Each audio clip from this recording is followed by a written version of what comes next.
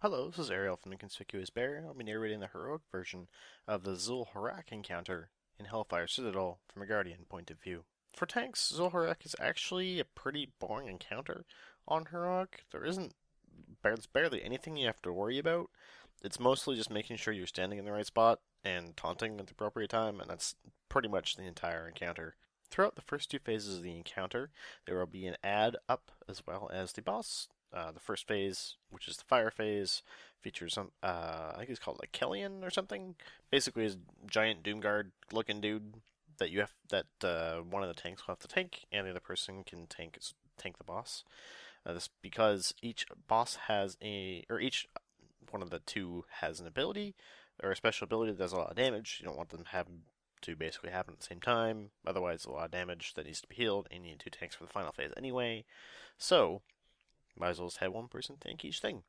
So, the first ability that you were going to encounter in phase one is called Felbei's Flurry. This is something that the Doomguard dude does, or Kellyan, I think his name is.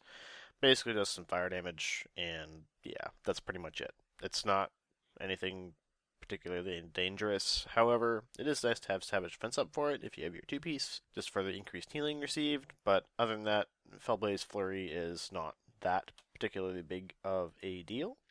Next thing you have to worry about is Fell Strike, which is something the Xhul'horac actually does. Deals a whole bunch of magic damage to the target. Yay, good for it. I mean, it's the same level of having to worry about it as Felbei's Flurry. It just kind of happens and you take some damage, and it's not really worth worrying about. In the second phase, Xhul'horac will trade in his fire abilities for new shadow ones. First of which is called Void Strike, which is exactly the same as Fell Strike, except it's shadow damage instead. Second thing is cast by the ad, whose name I forget, but it casts Withering Gaze. It's basically the same as Felbei's Flurry, except it's shadow damage. I mean, you treat it exactly the same, so there's really no change in the first two phases of the fight. In phases 3 and 4, the ads will be gone, so you don't need to have one person tanking each thing anymore. However, Soul will begin oscillating between fire and shadow at a pretty rapid pace. I think he switches back and forth every 10 seconds or something. Now, the reason this matters is because if the same tank eats both the fire special and the shadow special, you'll explode and do a bunch of damage to the raid, and it's really bad. So one person will be dedicated to the shadow phase, one person will be dedicated to the fire phase, and you just taunt back and forth every 10 or 12 seconds or whatever it is. The key thing is just to make sure that the two specials don't collide on the same person. Otherwise, the rest of the damage is pretty meaningless. Talents are going to be your standard fare for this encounter: Feline of Swiftness, Snare and Ward, Soul of the Forest, Doom Snars, and Pulverize. There's no real reason to take anything else. You could find a use for Bash, but that's not one of the normal talents you take anyway. Well, it is, but you generally just don't unspec it, you just have Bash, in case you need another stun for one of the imps, but in terms of talents, they're pretty set in stone. There's no reason to switch out anything else. In terms of special Guardian things, you may want to consider having Bash and Phase Silence for this encounter, because the imps, which are present for the first three phases, are all really, really bad. And if they get a cast off, it's actually quite horrible.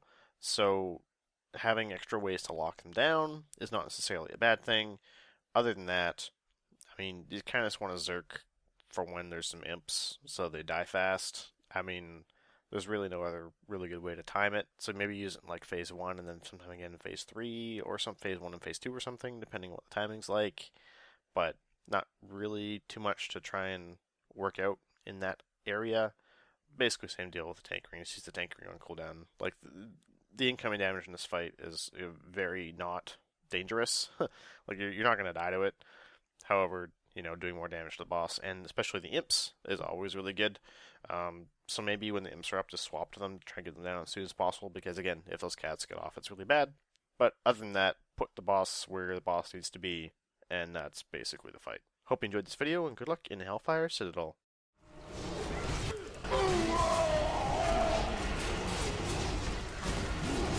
We're gonna get an explosion in the middle.